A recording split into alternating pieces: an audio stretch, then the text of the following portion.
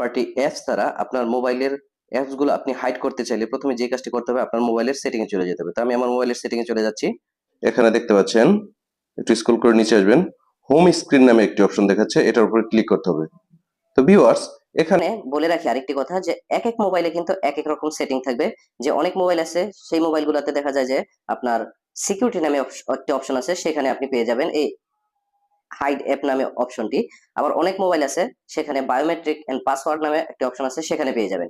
তো যে মোবাইলে কাজ করেন সেভাবে করবেন। আমি স্যামসাং মোবাইল দিয়ে দেখাচ্ছি। স্যামসাং মোবাইলে আপনি হোম স্ক্রিন যে অপশনটি আছে এটার মধ্যে পেয়ে যাবেন। এই যে দেখতে পাচ্ছেন হাইড অ্যাপস নামে একটি অপশন দেখাচ্ছে, এটার উপরে আমাদেরকে ক্লিক করতে হবে।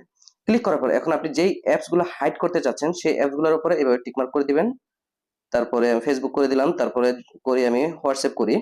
তারপরে এখানে এই যে ডান অপশন দেখতে পাচ্ছেন নিচে, এই ডানের উপরে ক্লিক করতে হবে। ক্লিক করার পর যদি আমি এখান থেকে বের হয়ে যাই, দেখতে পাচ্ছেন